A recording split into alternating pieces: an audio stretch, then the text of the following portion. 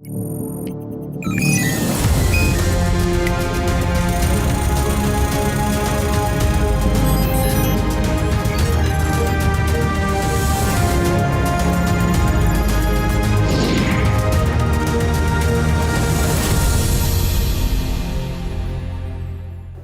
and a very warm welcome to Science Monitor, your weekly update on what's happening in the field of science and technology, research and innovation. I'm Frank Pereira.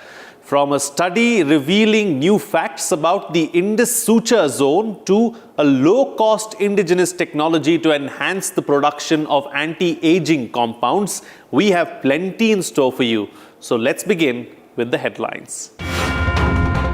Indus Suture Zone in Ladakh found to be tectonically active. New findings by Indian geologists may alter seismology and notions about the evolution of mountain chains.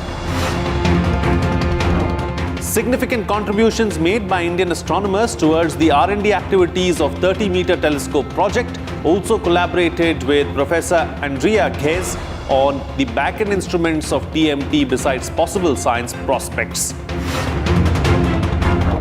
IIT Guwahati develops low-cost membrane-based technology to extract anti-aging compounds and caffeine from agricultural resources. Patented technology will help in reducing the price of pharmaceuticals. And Ganga Utsav 2020, organized by the National Mission for Clean Ganga and Ministry of Jal Shakti, an effort to increase people's active involvement in the conservation of the national river. And now, the news in detail.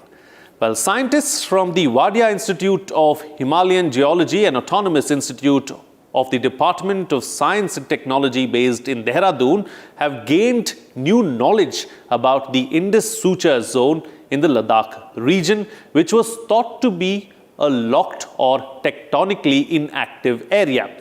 A new study carried out by the institute indicates that this zone has been active since thousands of years, and this finding is likely to impact not only earthquake study but also our understanding regarding the evolution of mountain chains like the Himalayas.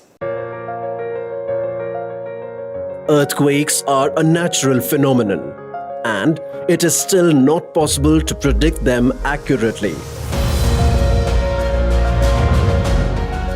However, over the last decades, a lot of progress has been made in the field of seismology. Increased earthquake monitoring and studies have expanded our knowledge about the earthquakes. And India has been divided into 4 seismic zones based on these studies. Zone 5 is considered the most active and the most sensitive. The Himalayas also fall in this zone, which according to the scientists were formed by the collision of the Indian and the Eurasian plates, and the Indian plate is still sliding under the Eurasian plate. This geological movement is leading to the changes in the Himalayan region. Recently, scientists from the Wadia Institute of Himalayan Geology, Dehradun, have identified a new tectonically active region in the Himalayas. According to the study conducted in the Sindhu-Sivani region of Ladakh, the zone which was conventionally thought to be locked is actually active. Our study basically focused on the Indus Suture Zone, and we looked into the topographical evidences, and we find that in quaternary time frame, there are folding, there are tilting of the quaternary sediments and tilting of landscapes, skewed fans that suggested that probably this part of the region is neotectonically active. While conducting a detailed geological study of this remote region in Ladakh, the geologists found that the rivers were associated with uplifted terraces, the sedimentary beds were tilted and thrust broken, and the bedrock showed a brittle deformation that occurred at much shallower depths. The deformed geological material was dated in the laboratory using the optically stimulated luminescence technique, and data of seismicity and denudation was reviewed. By combining field and lab data, scientists arrived at the conclusion that this region is active since the last 78,000 to 58,000 years, and the old layers are active tectonic plates. This publication, this is published in Tectonic Physics, and there are two major things which came out of this. One is that the northernmost or the most hinterland fault of Himalaya is still active, and that's the reason we need to understand whether this whole Himalayan belt, at least in this transit from Chandigarh or from Garhwal to Ladakh, is divergent. If not, then there is something called backthrusting. So backthrust is also accommodating the crustal shortening in this area. And another thing, second point, is this calls for a fresh understanding of seismicity in that area. And that's the reason we are saying that probably suture zone is also active. And one of my colleague, Devajit Hazarika, which is also co-author on this, he scanned all the records of seismicity in this region, and he could locate a couple of larger earthquakes. I mean, larger means not in this tectonic terms. They are around 5 magnitude or 4.5 magnitude earthquakes. They were on this fault actually, which we are saying that it is still active. The Himalayas are thought to be made up of north dripping thrusts like the main central thrust (MCT), main boundary thrust (MBT), and main frontal thrust (MFT). As per the established models, all thrusts except the main frontal thrust are locked, and only MFT is causing the overall deformation of Himalayas. But the new knowledge gained about the seismic activity in the Ladakh region presents a different picture. The new findings will expand our understanding about the seismic activity and also about the seismic structure and evolution of mountain chains.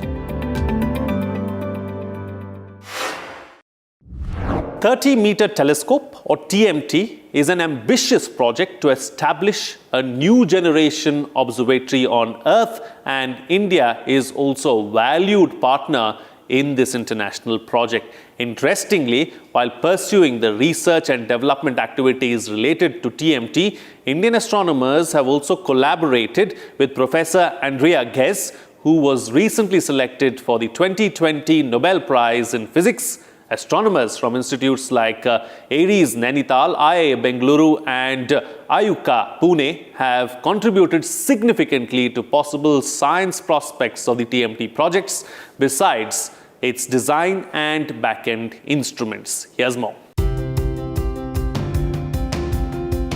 30-meter telescope project aims to establish the next generation ground-based astronomical observatory. The proposed facility will have the largest ever 30-meter optical telescope besides other instruments, for which Mauna Kea in Hawaii is the preferred location. India is also playing an important role in this international project along with the Caltech University of California, Canada, Japan and China. While working on the ongoing research and developmental activities of the TMT project, Indian astronomers worked with Professor Andrea Ghez, who was chosen recently for the 2020 Nobel Prize in Physics. Indian astronomers and Professor Andrea Ghez were part of the team that worked towards the evaluation of possible frontline science cases and instrumentation for TMT, utilizing associated frontline cutting-edge technologies like adaptive optics. The collaboration also resulted in 2 significant research papers that were published in the reputed journals in 2015 and 2016. As a partner, we are very much involved towards development of back-end instruments. One of the back-end instruments known as infrared spectrograph, that is IRIS, infrared imaging spectrograph.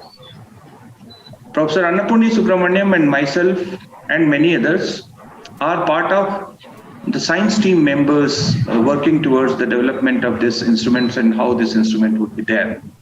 So in one of the proceedings published in SPI, we are partners with Andrea Ghez, collaborated with Andrea Ghez and many others, that what kind of science would be done. I was project manager of the prototyping activities of the segment support assemblies, which we started using the seed money provided by TST. And so segment support assemblies prototyping was successfully demonstrated. Later on, I was part of the International Scientific Advisory Committee for the 30-meter telescope on behalf of India, along with Professor Annapurni and Professor Ram Prakash, Professor Iswar Reddy and others. This international project seeks to advance scientific knowledge while fostering connection among the partner countries and their citizens. The Department of Science and Technology and the Department of Atomic Energy of the Government of India are also the stakeholders in this project. Indian astronomers associated with these departments have worked closely with several international researchers, including Professor Andrea Ghez, to develop the design of back-end instruments and possible science prospects of the TMT. The contributions made by Indian astronomers have been incorporated into the development of instrumentation and project, showing that Indian collaborators are contributing remarkably towards the realization of this project. In the future, this project will provide cutting-edge technologies to Indian astronomers to conduct their research. Presently, we are using 3.6 meter class optical telescope, that is largest in India. However, world is already using 8 to 10 meter class telescope. So the idea behind participation towards TMT is that 10 years down the line, India will be using what rest of the world will be doing. So we will be doing really frontline science using cutting edge technology. So that's how participation in 30-meter telescope will revolutionize Indian astronomical community and science in general. With this increased sensitivity, unmatched spatial resolution with adaptive optics, TMT will be able to detect the faintest and the most distant objects in the cosmos that are nearly 13 billion light-years away from us. These observations will certainly revolutionize our understanding of the universe as well as of the enigmas associated with it. According to the information so far, this international observatory will begin its operations within the next 10 years to look deeper into the universe.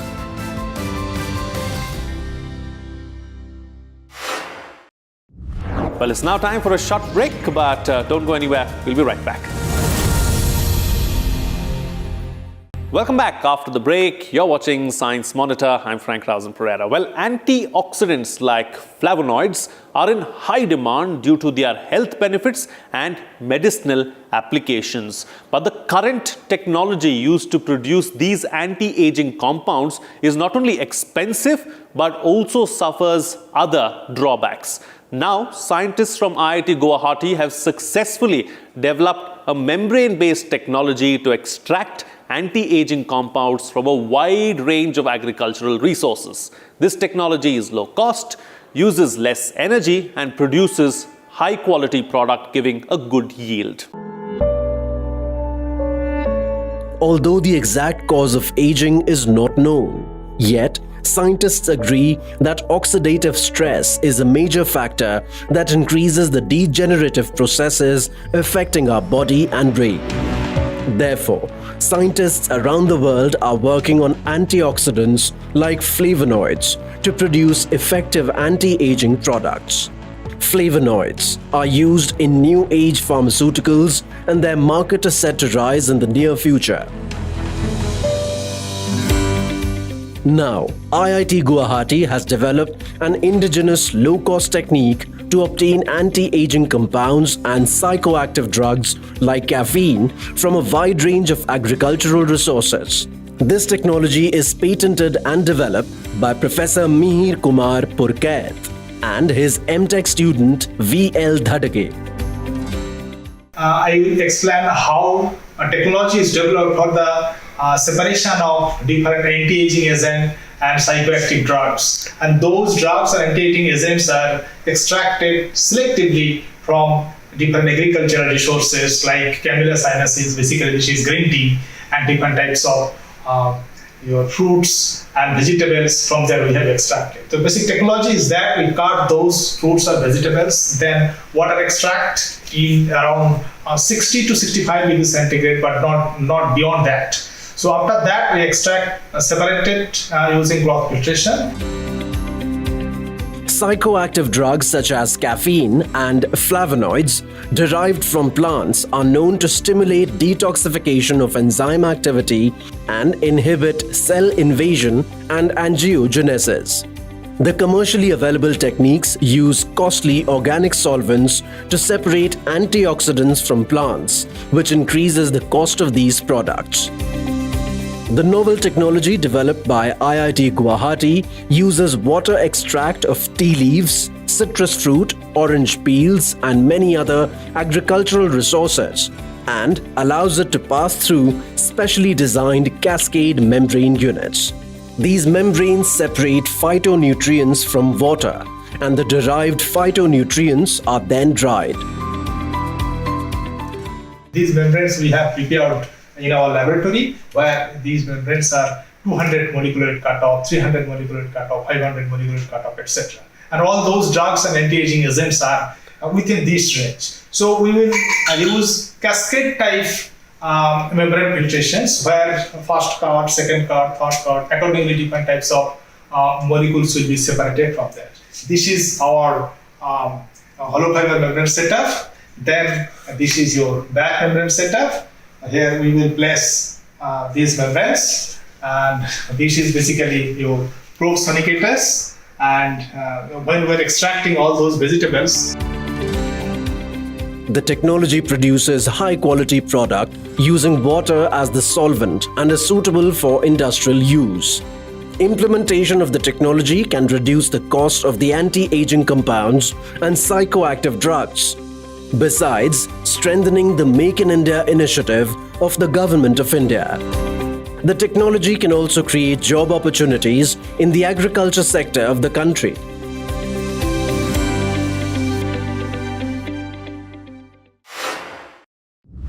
Ganga Utsav is organized every year by the National Mission for Clean Ganga to celebrate and preserve the glory of our national river. This year, a 3-day virtual event was organized to connect with the masses. Environmentalists, philanthropists, artists, and common people from all over the nation joined the virtual platform, which featured a stimulating combination of cultural and educational activities. Ganga Utsav 2020. Under Namami Gange program, this festival is being celebrated every year on the 4th of November since 2016. This year, a 3-day festival was organized for the first time. The main event was held in New Delhi from 2nd to 4th November and was attended by several dignitaries, including the office holders of the related ministry and the departments. Apart from these, environmentalists, philanthropists, and artists from across the country joined the festival through virtual platform. Run by the Ministry of Jal Shakti and the National Mission for Clean Ganga, the program aims to increase public participation in the river conservation project by organizing various activities to increase public awareness. To accelerate these efforts, Vigyan Prasar, an autonomous organization of the Department of Science and Technology engaged in the promotion of science, has also become a partner of Namami Gange. मेरे ख्याल से एक unique programme है जिसमें science and technology और research को हमने बहुत प्राधान्यता दी है, क्योंकि हमारा उद्गम ही आईआईटी की रिपोर्ट पे था, तो रिसर्च के ऊपर था। और इसीलिए ये तो विज्ञान प्रसार से हम जुड़े हैं, बट साइंस एंड टेक्नोलॉजी मंत्रालय के साथ हम काफ़ी कार्य पहले भी करते रहे हैं, रिसर्च का कार्य कर रहे हैं। तो आज जो हमारा जो विज्ञान प्रसार के साथ पिछले कुछ दिनों के साथ हम काम कर रहे हैं, ये क्या है कि उनका भी उद्देश्य है कि साइंटिफिक चीज़ों को लोगों तक ले जाए, साइंस क्लब्स हैं उन तक ले जाए, बच्चों को ही बताएं, देश में एक साइंटिफिक टेम्पर को बढ़ावा मिले। तो उसको दृष्टि में रखते हुए नमामि गंगे और हम मिलकर इसको काम को करेंगे। Vigyan Prasar will publicize Namami Gange through its various science ventures and programs so that more and more people join hands to clean and conserve Ganga. Apart from this, India Science, India's first internet-based science channel, operated by Vigyan Prasar, will also telecast different films produced on Namami Gange mission. This partnership aims to promote scientific thinking about the efforts being made to conserve the rivers, especially the Ganga.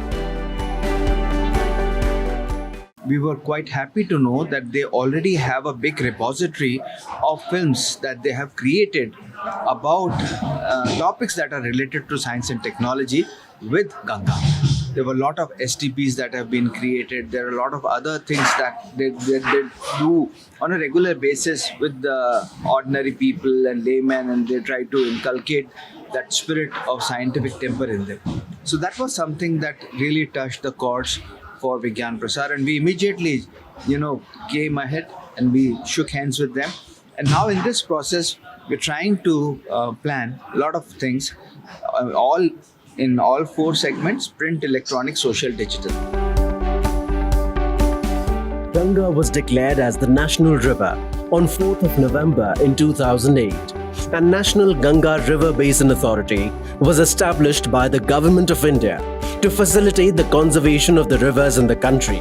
National Mission for Clean Ganga was launched in the year 2011, and later this program was given under the newly formed Ministry of Jal Shakti. The mission is now working to save the ecosystem of Ganga and other rivers in the country. It is educating people about the religious, cultural and scientific significance of the rivers through popular media such as films. Ganga Utsav celebrates the glory of Holy Ganga by converging cultural and educational activities that not only entertain people but also inspire them to make their contribution in the rejuvenation of the rivers. Now, educational institutes of the country and research institutes of the Department of Science and Technology are also contributing to the mission so that lifelines of the nation can thrive successfully. Well, it's time for another break on the program, but stay tuned, we'll be right back.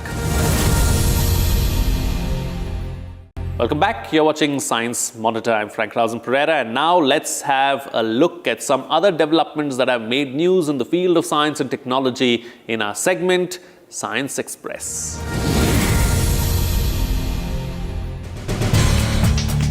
To commemorate the Golden Jubilee Year of Department of Science and Technology of the Government of India, and also to appreciate DST's remarkable achievements in the last 5 decades, a special postal cover was released at a function held in New Delhi. Union Minister of Science and Technology, Earth Sciences and Health and Family Welfare Dr. Harshvardhan released the cover along with Sanjay Dhotre, Minister of State for Posts, Education and Electronics and IT. On this occasion, the Union Minister congratulated DST and praised the acumen and potential of Indian scientists in every field of science, including their relentless work in adverse conditions created by COVID-19. Dr. Harshvardhan also stated that currently, India is collaborating with over 80 countries in various scientific pursuits.